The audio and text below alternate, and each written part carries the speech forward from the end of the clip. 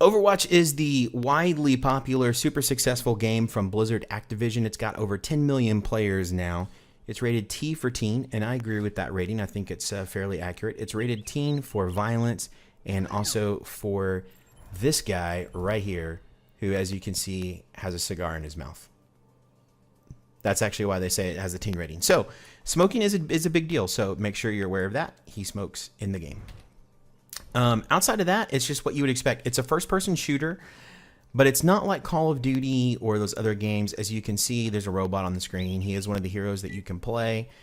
He's definitely not your typical, historically accurate World War II shooter guy. You also have guys like Winston, who's a big monkey. You have characters like Widowmaker.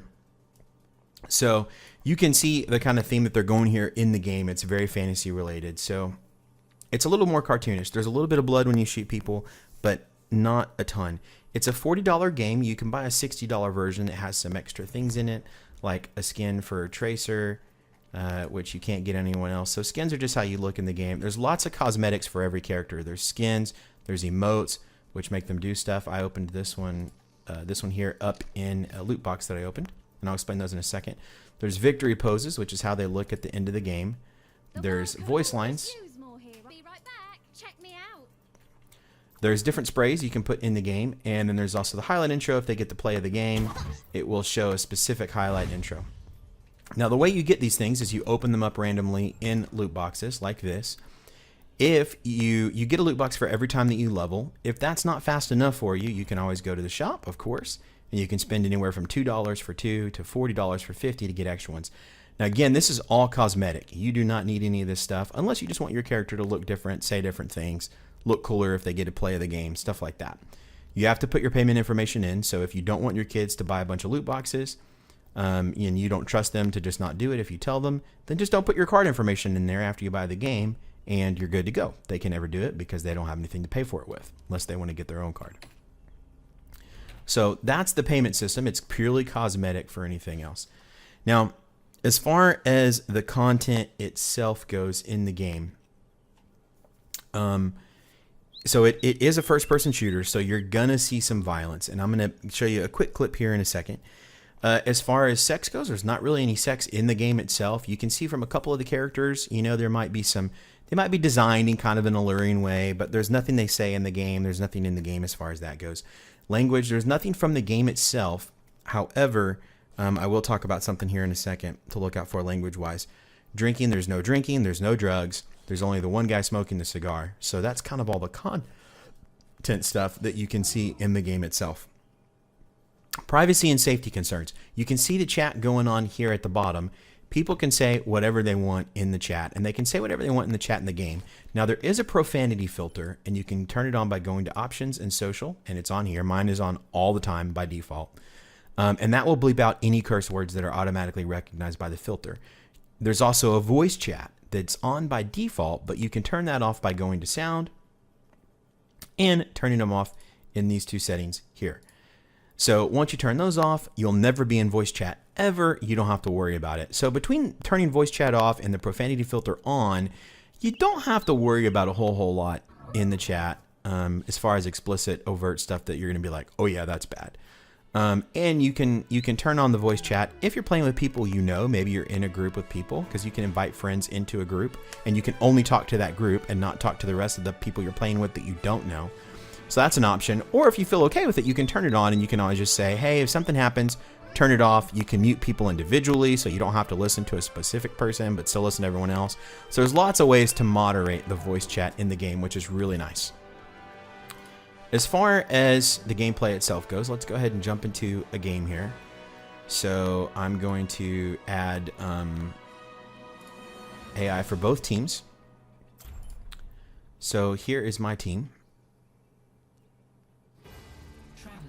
Now, there's different maps around the world. The maps are based, again, on a fantasy world that doesn't exist. So it's a world where humans and robots live together, sometimes in harmony, sometimes not in harmony. There's a little bit of a Matrix theme going on with the plot.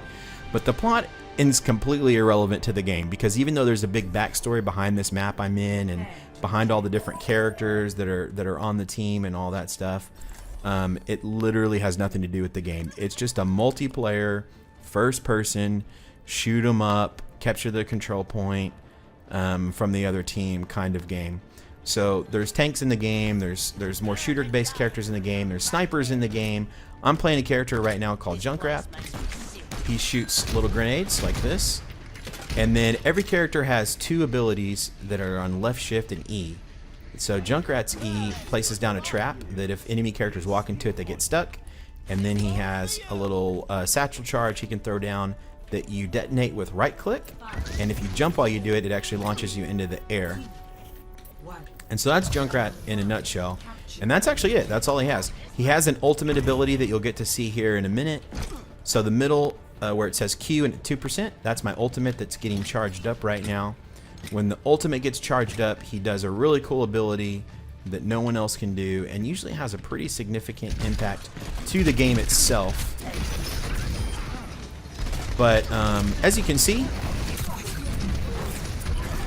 it gets a big melee. There's a lot going on here. But so now this is all bots except for me. I'm the only real player playing at the moment. Now this is a capture point map. We just captured the point. And so now all we have to do is keep the other team from capturing it while it ticks up to 100%, which won't actually take that long. So matches in Overwatch are very fast. They can be as quickly as a couple of minutes, all the way up to maybe 10 minutes, but that's going to be pretty excessive, and I'm going to die. Now when he dies, his passive is he drops a bunch of grenades on the floor, drops bombs on death. So when he dies, he can kill people. Now he's one character. There's other characters. Oh, I'll show you his ultimate real quick. His ultimate is called Rip Tire. You press Q, you get a tire that you can control and you can run around with. I'm jumping it right now. And it is a massive bomb that does a pretty good amount of damage when it goes off. Unfortunately, no one was there, so it made literally no difference. So now I'll show you Winston here. He's a big monkey. He's got a jetpack that launches him in the air. And he's also got a barrier, which I'll drop here in just a minute. And he's got a short range Tesla cannon, which is pretty fun. So I drop down, I drop my barrier, and now I'm going in doing damage.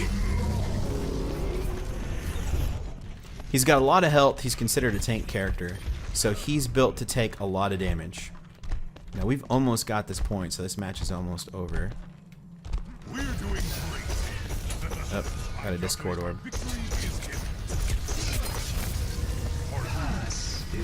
Okay, so that's his ultimate.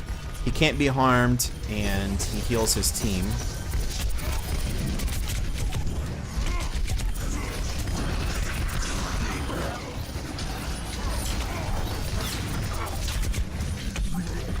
I've got to get out of here. I'm taking way too much damage. So there's health packs all over the map you can grab. You can kind of flank people, come from different areas. And that's the game. So we just won that round. Now there's 2 rounds on this map. There's actually 3 rounds. You have to win 2 out of 3. I'm not going to show you the rest. That gives you a pretty good idea about how the game works in a nutshell. So at the end of every game, there's a play of the game where they choose who the best player is. And they show you a clip. They look kind of like this. I can show you one from a previous game I did. You can go back and watch your own highlights. Even if you didn't get play of the game, it'll still show you the best play that you made for that game. So it shows the character, and then it shows a quick clip of what they did that was so amazing. So mine was with Roadhog. I popped my ult. I killed him. I pushed this guy back, and that was it. Not super impressive, but it wasn't too bad. But it was the best I did that particular game. So that's how the highlight system works. So that's Overwatch in a nutshell. If you have more questions, feel free to ask me below. I'd love to answer any other questions you have. But until next time, I have been Ryan with Safe Easy Tech, and you are set. They called that because they creep up on you and then they blow up. So it's like a little alien looking thing. Another is a skeleton, which shoots bows and arrows. And another common one is a zombie. So whatever your views on zombies are, you're going to see a lot of them in Minecraft. Some other things that exist in the game, some spiders. You can see one hanging out over there. There's little They're called testificates. They're like little villages.